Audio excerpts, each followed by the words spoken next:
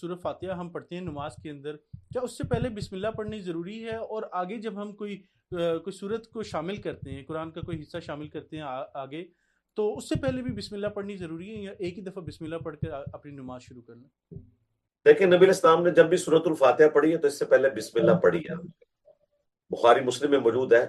نبی علیہ السلام جب قرات بھی کرتے تھے تو بسم اللہ آہستہ آواز میں پڑھتے تھے اور قرات کا آغاز الحمدللہ سے کرتے تھے. لیکن بسم اللہ آپ نے ضرور پڑھی ہے، تو سورہ فاتحہ کے ساتھ تو آپ نے ہر دفعہ بسم اللہ الرحمن الرحیم پڑھنی ہے. باقی رہ گیا اس کے ساتھ جو آپ سورت ملاتے ہیں، اگر تو سورت آپ سٹارٹ سے ملا رہے ہیں تو ظاہر ہے مصحف کا حصہ ہے بسم اللہ آپ پڑھیں گے، اور اگر سورت کو بیچ میں سے آپ پڑھ رہے ہیں تو پھر بسم اللہ پڑھنے کی ضرورت نہیں. مثلا کوئی سورت البقرہ کی آخری 2 آیات پڑھتا ہے سورہ فاتحہ کے بعد، تو پھر وہ بسم اللہ کے ساتھ نہیں پڑھے گا، وہ ڈائریکٹ پڑھے گا آمن الرسول بما انزل الیہ من ربہ والمؤمنون. لیکن اس کے اگینسٹ اگر کوئی شخص سورت الفلق پڑھتا ہے تو ظاہر ہے وہ سٹارٹ سے پڑھ رہا ہے تو وہ بسم اللہ بھی پڑھے گا. اونچی آواز سے پڑھنا بھی جائز ہے، آہستہ آواز سے پڑھنا نبی الاسلام کی عمومی سنت ہے، تو وہ والی بسم اللہ ضروری نہیں ہے. لیکن جو اعوذ باللہ من الشیطان الرجیم ہے یہ آپ نے ضرور پڑھنا ہے پہلی دفعہ جب آپ سورہ فاتحہ پڑھیں گے، یعنی کہ پہلی رکعت میں، تو وہ آپ نے آغاز کرنا ہے اعوذ باللہ من الشیطان الرجیم بسم اللہ الرحمن الرحیم، اور پھر سورہ فاتحہ ملانی ہے. اور بقیہ کی رکعتوں میں ڈائریکٹ آپ نے بسم اللہ سے آغاز کر کے سورہ فاتحہ ملا لینا. بالکل ٹھیک ہو گیا سر. اچھا، نماز پڑھنے کے لیے کیا اذان کا سننا اور اقامت کا سننا ضروری ہے؟ کچھ مسالک ہم دیکھتے ہیں کہ جو اقامت ہو رہی ہوتی ہے اس کے دوران بیٹھے رہتے ہیں اور پھر کھڑے ہوتے ہیں، اور کچھ اقامت ہو رہی ہوتی ہے پہلے ہی کھڑے ہو جاتے ہیں. صحیح طریقہ کیا ہے سر؟ اذان کیا نماز کے لیے ضروری ہے؟ جی کوئی ضروری نہیں ہے.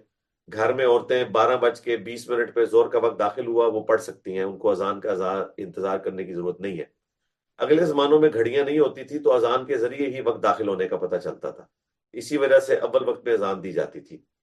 اب یہ صورتحال نہیں ہے. اذان تو مسجد میں مردوں کو بلانے کے لیے دی جاتی ہے، اس کا اس سے کوئی تعلق نہیں ہے کہ وقت داخل ہوا ہے یا نہیں ہوا. اب دیکھیں 12:20 پہ آج کل زور کا وقت داخل ہو رہا ہے، لیکن زور کی اذان جو ہے بعض مساجد میں 12:45 ہو رہی ہے، جہاں پہ 1 بجے نماز ہوتی ہے، جہاں پہ 1:30 نماز ہے وہاں پہ 1:15 ہو رہی ہے. تو اذان کا اس سے کوئی لینا دینا نہیں ہے. وقت داخل ہوا تو آپ نماز پڑھ سکتے ہیں.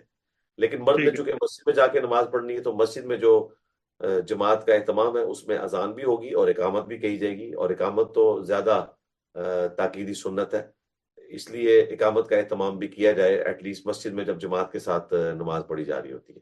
اقامت کے دوران بیٹھے رہتے ہیں، اور کچھ مسالک میں اس طرح سے دیکھا جاتا ہے کہ کچھ کھڑے ہو جاتے ہیں اور کچھ بیٹھے رہتے ہیں اقامت کے دوران اور پھر کھڑے ہوتے ہیں. تو بتائیں کہ کون سا درست طریقہ جامعہ ہے؟ ترمذی میں یہ رپورٹ ہوا ہے کہ آپ نے قد قامت الصلاح کے اوپر کھڑا ہونا ہے، اور اس سے پہلے آپ بیٹھے رہے. لیکن لوگ صفحے سیدھی کروانے کی خاطر ایسا کرتے ہیں، تو اس میں بھی ہم ائمہ سے ریکویسٹ کریں گے کہ بخاری مسلم میں حدیث ہے نبی الاسلام اقامت کے بعد صف کو سیدھا کروایا کرتے تھے. تو اقامت میں آپ قد قامت الصلاح پہ کھڑے ہوں، جس طرح ہمارے بریلوی حضرات کھڑے ہوتے ہیں یا اہل تشیع، یہ سنت کے قریب ہے. اہل حدیث اور دیوبند پہلے ہی کھڑے ہو جاتے ہیں، یہ خلاف سنت ہے. لیکن جو پہلے بھی کھڑے ہوتا ہے کوئی اس کے اوپر وہ فتویٰ بازی والا بات نہیں، ہم صرف ترغیب دلائیں گے. بہتر یہ ہے کہ مسجد میں آپ پہلی صف میں آ کے ترتیب سے بیٹھ جائیں اور امام آئے اور اقامت کہی جائے اور قد قامت الصلاح کے اوپر کھڑے ہوں، اور پھر جب سب کھڑے ہو جائیں تو اقامت کے بعد صفوں میں چل کر صف کو سیدھا کروانا یہ سنت ہے.